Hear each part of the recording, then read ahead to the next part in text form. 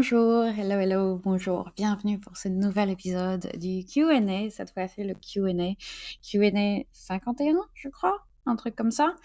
Donc c'est pas mal, c'est pas mal. On a dépassé les 50 Q&A je crois qu'on a 60, je sais plus de 70 épisodes en tout. Donc c'est plutôt cool, je dirais. J'espère que vous allez bien, que vous vous portez très très bien aujourd'hui. Moi oui, et je vais vous dire pourquoi. J'ai pas envie de vendre la peau de l'ours avant de l'avoir tué. J'ai pas envie que vous soyez trop excited.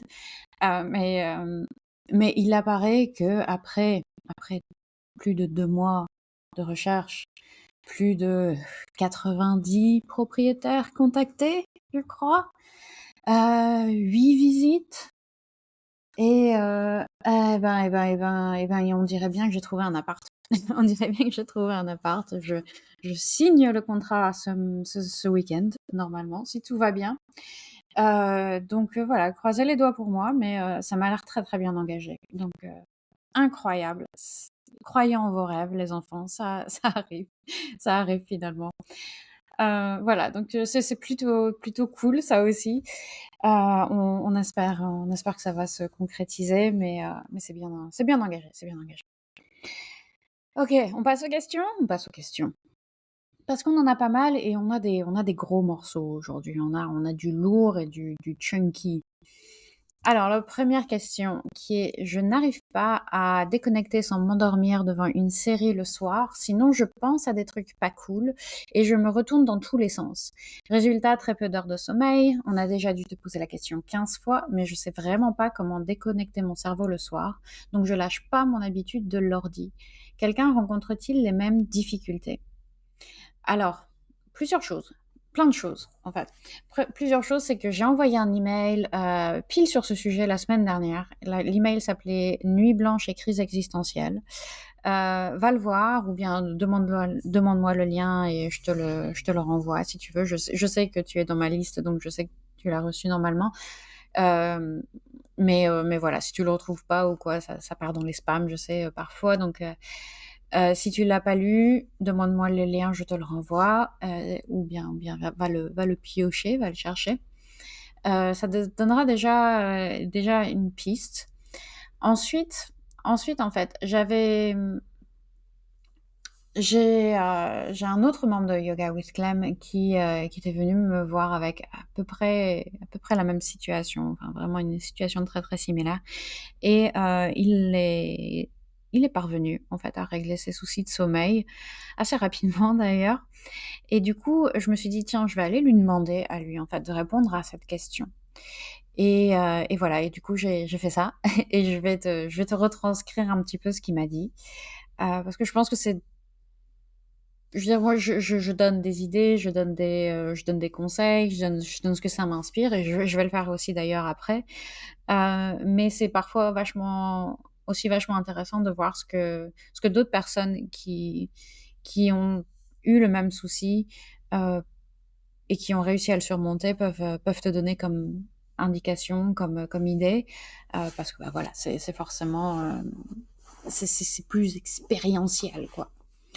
Donc sa réponse, c'était que il s'est assommé pendant longtemps. En fait, il a utilisé la même technique. En fait, pendant très longtemps, il s'est assommé. Donc, c'était pas avec des séries, mais c'était plutôt avec son téléphone, avec des jeux, euh, pour euh, pour arriver à s'endormir sans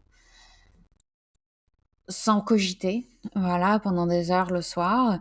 Et il me dit que c'est vraiment un truc à éviter pour lui parce qu'il est vraiment rentré dans un cercle vicieux. Au bout d'un moment, en fait, on n'arrive même plus à entendre les signaux de fatigue de son corps parce qu'on essaye tellement euh, de les étouffer. Ouais, on les étouffe tellement, on les ignore et on continue à regarder des séries, à jouer, à faire quelque chose en repoussant la fatigue pour vraiment arriver au moment où on s'écroule de fatigue, où le corps n'arrive plus à lutter. Euh, tout ça pour éviter de penser, en fait. Et le fait d'étouffer ces signaux de fatigue, au bout d'un moment, ça fait qu'on n'arrive même plus à les entendre. Donc, on est complètement déconnecté de son corps, des besoins de son corps et c'est même si on voulait sortir de là, on n'y arriverait pas parce qu'on n'entend plus les signaux, voilà. Et lui, ce qui a fonctionné pour lui, c'était dans un premier temps de prendre de la mélatonine, qui est à dose faible pour, il dit que ça fait le même effet en fait que la série, mais ça agit plus rapidement que la série, donc ça permet de faire, dans un premier temps, déjà des nuits plus longues. Et il n'y a pas de dépendance à la mélatonine. C'est quelque chose qu'on peut acheter over the counter sans prescription. Tout ça, c'est pas un somnifère. Hein, c'est pas, on ne parle pas ici d'un somnifère. Je ne le laisserai pas recommander des somnifères sur mon podcast. Mais la mélatonine, c'est quelque chose de bénin, mais c'est quelque chose qui est produit naturellement par le corps en fait, et c'est ce qui nous fait nous sentir entre autres fatigués. Mais du coup, c'est une hormone qu'on peut prendre, qu'on peut prendre, au contraire de l'adénosine, qui est l'autre hormone du sommeil, pour déclencher un petit peu cette sensation de fatigue. Donc c'est quelque chose que je dirais, oui, c'est une bonne idée à court terme. Voilà, c'est une bonne idée à court terme. Pour s'assommer un peu plus rapidement sans avoir besoin de cette série et sans avoir un effet néfaste sur la santé aussi, et ça permet de récupérer un peu plus d'heures de sommeil. Donc lui, c'est ce qui a marché dans un premier temps pour réussir déjà à récupérer un peu. Ensuite, il me disait que le fait que des choses tournent des pensées te tournent dans la tête, c'est un signal de ton cerveau qui t'appelle à l'aide et qui te demande de trouver des solutions à ces choses qui tournent en rond un peu. Donc, ce qui lui a réussi, c'est de faire face à ces problèmes, mais de prendre un autre moment dans la journée, assez loin du sommeil, pour y réfléchir. Et, et si quand tu y réfléchis, tu trouves pas de solution là tout de suite, bah, accepte le sentiment, intègre-le et laisse-le passer. Et tu te dis, bah, j'y réfléchirai demain, j'y réfléchirai à nouveau demain, mais au moment de dormir, c'est pas le moment. Et ça rejoint un peu d'ailleurs à ce que je disais dans le mail la semaine dernière, le nuit blanche et crise existentielle, c'est que le moment où on essaye de dormir, c'est certainement le pire moment pour réfléchir à ces problèmes, essayer de trouver des solutions, parce que on est extrêmement émotif, on est épuisé, on n'a pas du tout une capacité de rationaliser et de réfléchir qui est healthy, qui fonctionne. Donc, une technique que je partageais dans l'email et qui fonctionne plutôt pas mal, sur moi en tout cas, c'est de se dire, ok, Clémence, c'est mon prénom, et Clémence, c'est pas le moment de réfléchir à ça, tu y réfléchiras demain, tu réfléchis pas correctement là tout de suite, donc on y revient demain.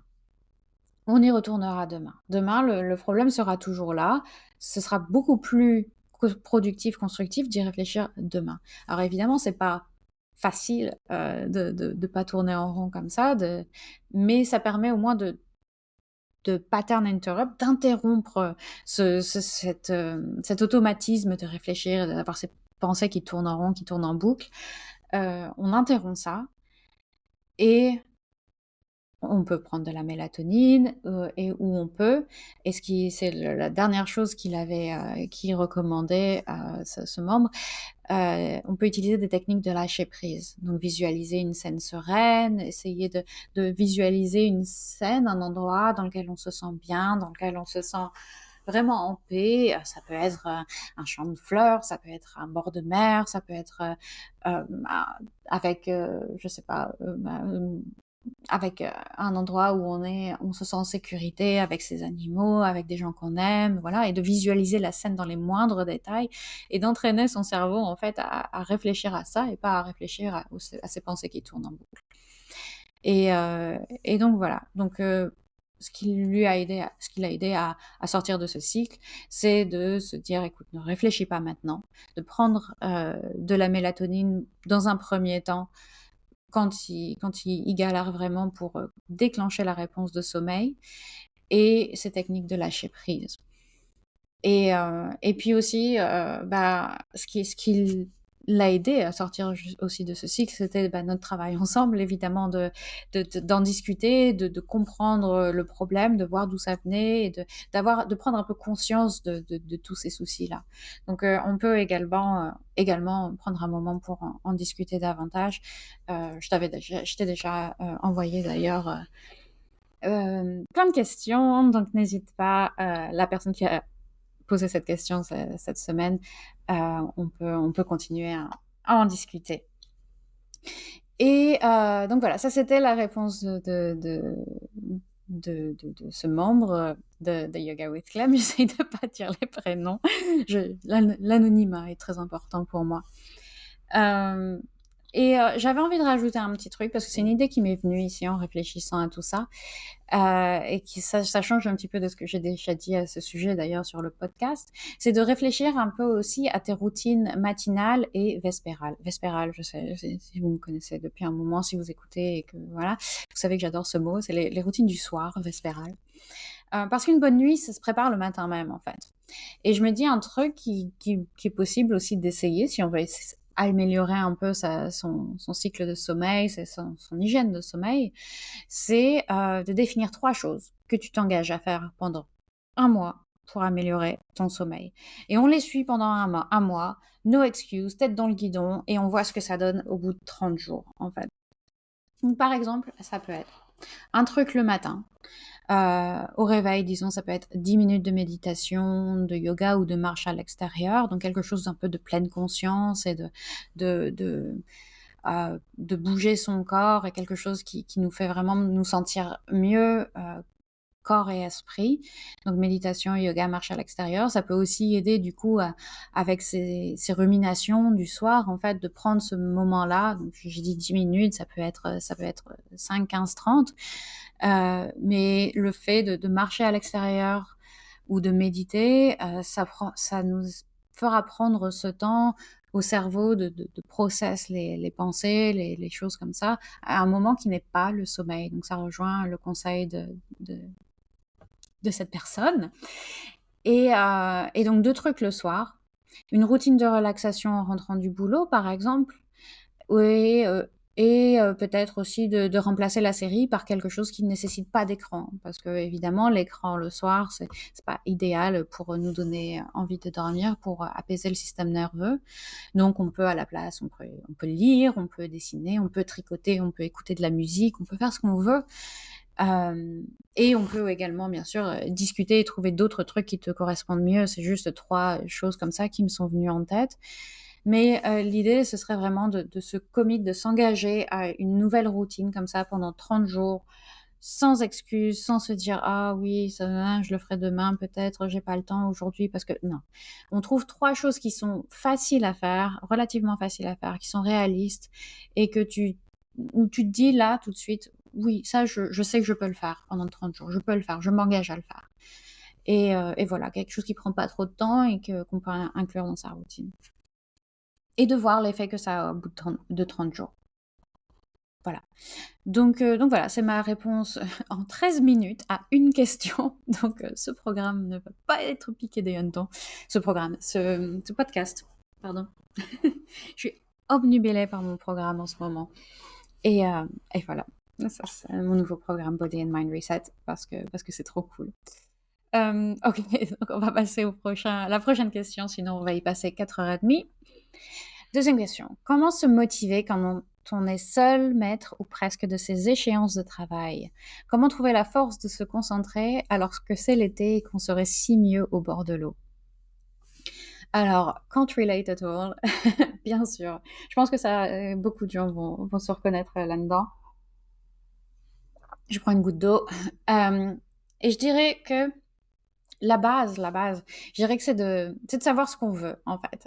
D'être super clair avec soi-même sur pourquoi ce boulot qu'on fait est important et de se le rappeler régulièrement. Si je prends mon cas, par exemple, au pif, mon cas, J'ai décidé de lancer un nouveau programme dont je vous parlais qui est merveilleux, le Body and Mind Reset en 90 jours. J'ai décidé de lancer ce nouveau programme en plein milieu de l'été, sans doute au pire moment possible de l'année, parce que tout le monde est en vacances, tout le monde, voilà, tout le monde a pas la tête à ça particulièrement. Mais c'était volontaire aussi. C'était volontaire pour me donner un peu un coup de pied au derche et me forcer à poster sur Insta tous les jours, à parler de ce que je fais, de comment je peux aider les gens. Parce que c'est quelque chose qui m'est encore compliqué de me marketer, de me vendre. C'est quelque chose qui est toujours un peu oh, c'est difficile, ça va à l'encontre de ma nature, c'est inconfortable, au secours. Mais c'est important. Et comme j'ai envie que ce nouveau programme fonctionne, bien sûr, et que je sais qu'il pourrait vraiment changer la vie de plein de gens, bah, je suis très très motivée à bosser tous les jours. Je suis très très motivée et je me dis bon, ça vaut le coup, c'est important, on peut vraiment faire du bien autour de soi. Donc je travaille. Je travaille et je suis à fond dedans et ça me fait du bien. Et j'ai aussi ce privilège de faire un boulot, bien sûr, qui me passionne en soi. Et je sais que c'est ton cas aussi, la personne qui pose cette question. Donc c'est quelque chose auquel on peut se raccrocher, évidemment, pour se motiver et pour réussir à se concentrer. Après, pour des conseils plus pratiques, des trucs, 3 choses qui fonctionnent bien avec moi, c'est déjà de changer d'environnement.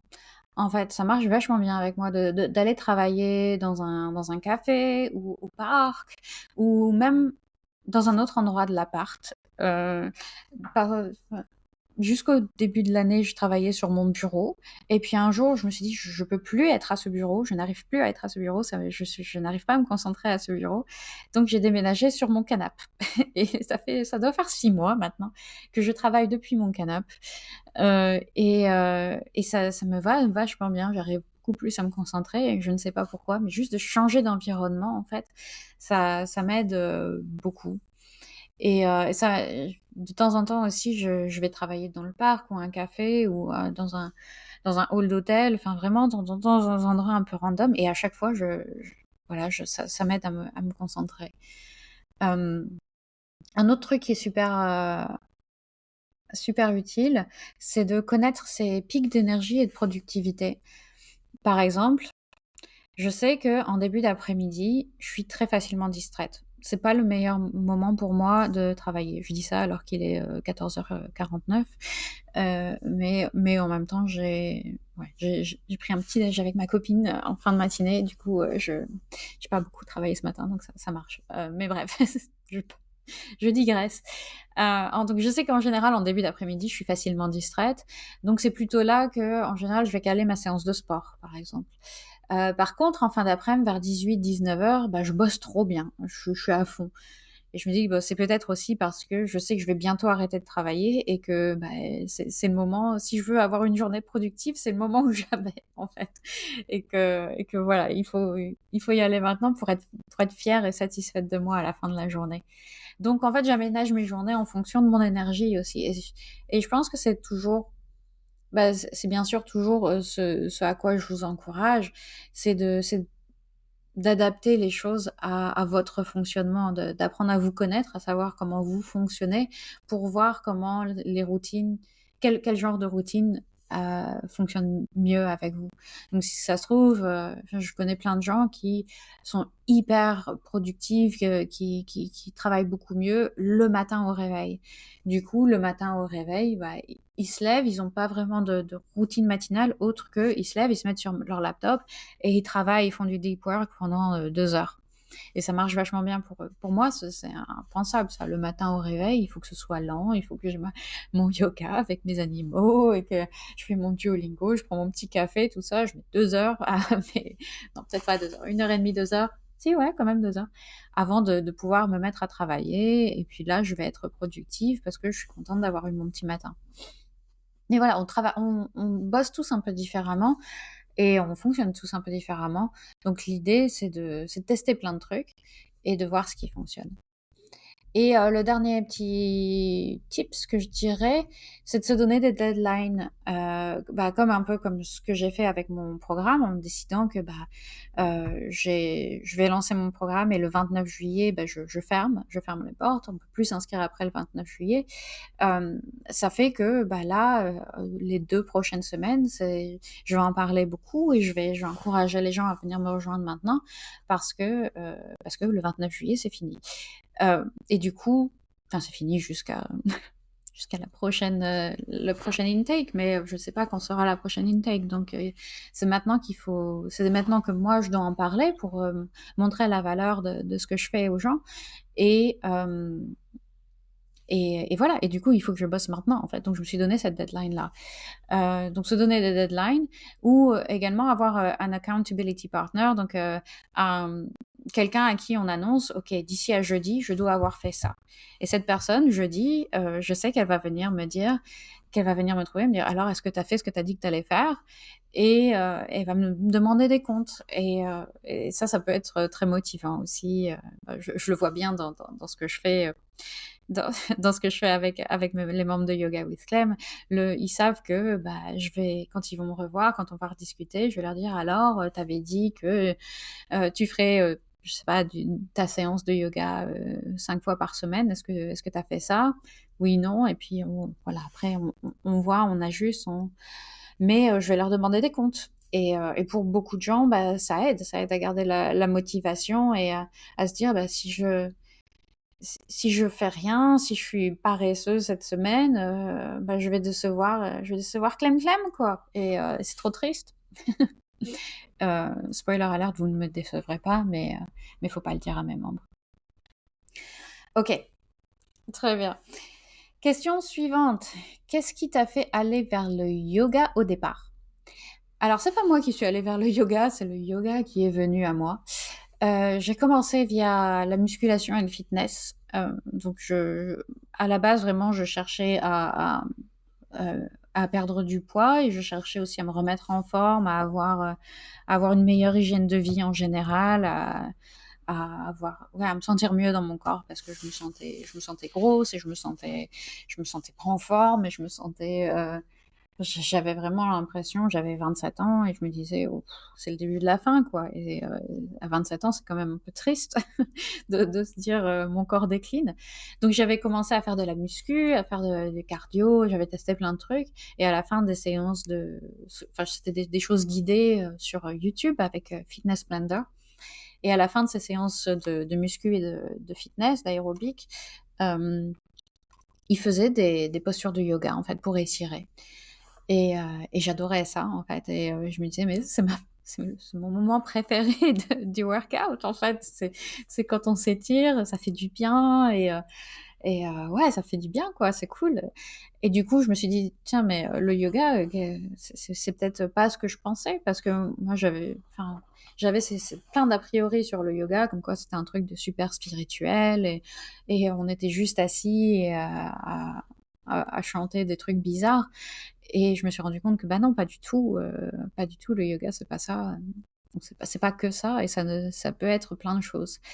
Du coup, je me suis inscrite à un truc de yoga en ligne. À l'époque, il n'y en avait pas énormément. Et j'ai commencé à faire du yoga comme ça. Et ma relation avec le yoga a beaucoup, beaucoup changé aussi au fil des années. J'ai commencé du coup il y a plus de 10 ans, ouais, 10 ans, une dizaine d'années maintenant.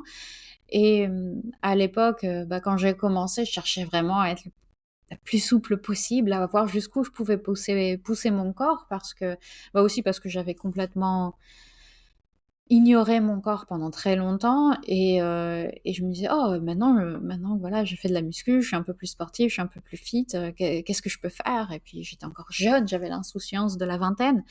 Et maintenant, avec le temps, j'ai vraiment une approche beaucoup plus thérapeutique et je fais du yoga pour me sentir bien dans mon corps et pour me sentir bien dans mon corps aussi longtemps que possible. Donc, je cherche plus la souplesse extrême, je ne cherche plus à mettre ma jambe derrière ma tête, à faire le grand écart dans tous les sens et tout. Maintenant, c'est vraiment juste, je veux me sentir forte, je veux me sentir mobile, je veux me sentir bien, je veux me sentir détendue, voilà. Et je veux pas être limitée dans ma vie de tous les jours avec dans mes mouvements, voilà, je je veux que mon corps soit, j'ai envie de dire sous contrôle, c'est pas un bon terme, mais je veux pas que mon corps se mette in the way, quoi. Voilà. Et c'est exactement ce que je fais, bien sûr, avec les membres de Yoga with Clem aussi. On renforce ce qu'il y a à renforcer, on soulage ce qu'il y a à soulager, on étire ce qu'il y a à étirer, et on cherche pas les choses extrêmes, quoi. On veut juste se sentir bien. Et dernière question, je pense. Ouais, dernière question. Pourquoi Shavasana me fait tellement de bien en séance, apaisement et même euphorie, alors qu'en général, je n'arrive jamais à dormir sur le dos? Alors, Shavasana, c'est la posture de relaxation finale de la séance de yoga. Donc, à chaque fin de séance de yoga, si vous n'avez jamais fait de yoga, je vous explique vite fait ce que c'est. À chaque fin de séance de yoga, en fait, on s'allonge au sol dans une position confortable et on fait rien. On ne fait rien pendant quelques minutes. Juste, on se laisse absorber, intégrer tous les bienfaits de la pratique, et on se détend et on s'autorise à ne rien faire pendant quelques minutes, à juste suivre la respiration. Et c'est Shavasana. Et du coup, voilà, donc cette personne me dit que ça lui fait énormément de bien, ça l'apaise, et il y a même ce sentiment d'euphorie, un peu de high à la fin, alors qu'en général, il n'arrive pas à dormir sur le dos. Et je pense que tu peux même dire que tu t'endors à chaque Shavasana alors que tu es venu me voir pour des problèmes de sommeil à la base. Et donc je pense que Shavasana fonctionne particulièrement bien sur toi. Mais il fonctionne particulièrement bien sur quasiment tout le monde, en fait. Et c'est un truc qui est rigolo d'ailleurs, avec un petit aparté avec Shavasana, c'est que ce que je remarque à chaque fois, les gens qui n'ont jamais vraiment fait de yoga de leur vie et qui découvrent donc Shavasana, au début, c'est hyper inconfortable. En fait, je les vois remuer, ils gardent les yeux ouverts, ils gigotent un peu, ils se disent: «Bon, qu'est-ce qui se passe? On fait rien là, c'est bizarre», et ils ont beaucoup de mal à lâcher prise. Et puis au bout de quelques séances, Shavasana, ça devient le moment préféré de tout le monde, où en fait, on a juste hâte, et limite, si on pouvait faire un Shavasana d'une heure, ça leur irait parfaitement, en fait.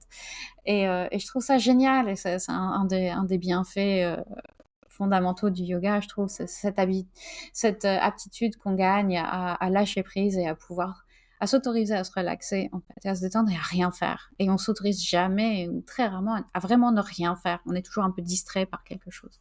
Bref. Euh, pour répondre à la question, en fait, je pense qu'il y a plusieurs choses qui contribuent à la magie du Shavasana. Et déjà, il y a toute la séance qui précède, où on travaille le corps et l'esprit. Donc, on fait travailler le corps, on le fatigue, on l'étire, on le renforce. Et puis, il y a aussi le côté pleine conscience du yoga, qui fait qu'on est concentré sur ce qu'on fait. Et du coup, on pense moins à tous nos soucis, et c'est très apaisant tout ça pour le système nerveux. Donc, il y a déjà vraiment ce travail du corps et de l'esprit qu'on fait pendant toute la séance, qui prépare le corps à la relaxation, en fait. Le corps et le cerveau à la relaxation, qui fait qu'on arrive pendant Shavasana à complètement se détendre. C'est beaucoup plus difficile d'arriver à cet état-là d'apaisement, d'euphorie, si on fait le Shavasana au tout début de la séance, par exemple. Ce qui arrive aussi parfois, on commence la séance avec un Shavasana, mais on sait qu'il y a quelque chose d'autre après, et puis le corps est encore super hyper actif de la journée, donc c'est beaucoup plus difficile d'avoir cet effet-là en début de séance. Et puis avec Shavasana aussi, on reçoit l'autorisation explicite de se détendre, de ne rien faire pendant quelques minutes, de juste se reposer, d'être allongé, de suivre sa respiration. On sait que c'est temporaire, on sait que c'est très cadré dans le temps, que c'est juste ces quelques minutes dont on a aussi déjà décidé, quand on s'est inscrit au cours ou quand on a booké la séance, qu'elle serait dédiée à ça.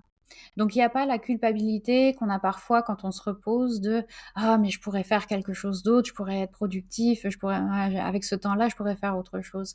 Parce qu'on a déjà signé pour que, dans le cadre de cette heure de yoga, il y aurait ce moment-là où on s'autorisera à se détendre. Et du coup, c'est tellement rare d'avoir cette autorisation-là et de se l'accorder soi-même. Donc ça permet aussi vraiment de lâcher prise, je pense. Et puis on a un gardien avec le prof. On a une personne qui est là, qui veille, et qui nous dira quand il sera le temps de se relever, à qui on donne le contrôle. Et ça aussi, je crois que c'est hyper apaisant de savoir, OK, il y a quelqu'un qui gère, moi je peux juste être là et puis on me dira quand ce sera fini et voilà, je pense que c'est très apaisant aussi. Donc voilà, donc je pense qu'il y a un peu tout ça et certainement d'autres choses qui font la magie de Shavasana et voilà, j'aime beaucoup cette question-là. Merci beaucoup de l'avoir posée et je trouve que ouais, c'est une posture qui est vraiment, unique au yoga. Je veux dire même, je veux dire enfin des postures, des étirements, lambda qu'on fait dans le yoga, on peut les retrouver en gymnastique, ou comme je disais tout à l'heure, en fin de séance de fitness, tout ça. Mais Shavasana, c'est vraiment unique au yoga et c'est vraiment magique. C'est vraiment magique. Voilà, c'est tout pour mes questions. N'hésitez pas à aller voir dans les notes de l'épisode, s'il vous plaît, le Body and Mind Reset en 90 jours. J'en ai déjà parlé dans les 2 derniers podcasts que j'ai released. Donc, je vais pas refaire tout mon spiel ici, mais si je peux vous soutenir pendant ces 90 jours, vous aider à voir exactement ce dont vous avez besoin, à vous aider à construire cette routine, à à vous dégager, vous débarrasser de cette paralysie du choix, de savoir comment faire pour me sentir mieux dans mon corps, dans mon esprit. Heu, J'adorerais le faire. J'adorerais vraiment le faire. Donc, n'hésitez pas à aller voir dans les notes de l'épisode. J'ai mis un lien avec tous les détails du programme, tout ce que vous avez à savoir. Si vous avez la moindre question, vous pouvez me l'envoyer sur WhatsApp, vous pouvez me l'envoyer sur Insta, sur mon email, ce que vous voulez. Je serais ravie d'en discuter avec vous si vous n'êtes pas sûr que ce soit ce qu'il vous faut. Si vous êtes prêt à démarrer là tout de suite, eh ben, vous avez jusqu'au 29 juillet. Mais l'Early Bird, la promo d'Early Bird se terminera avant ça. Donc, n'hésitez pas à vous inscrire tout de suite. C'est réservé aux 3 premiers inscrits au programme. Et oui, et un truc important aussi, c'est que si vous êtes prêt à démarrer tout de suite, ben on démarre tout de suite. Hein. Vous ne devez pas attendre jusqu'au 29 juillet. Moi, je suis prête, je suis ready, je suis là pour vous. Donc, allez-y, allez-y. Merci beaucoup de votre attention. N'hésitez pas aussi à m'envoyer vos questions. Et bye bye, merci, bien, à bientôt. Bisous, bisous.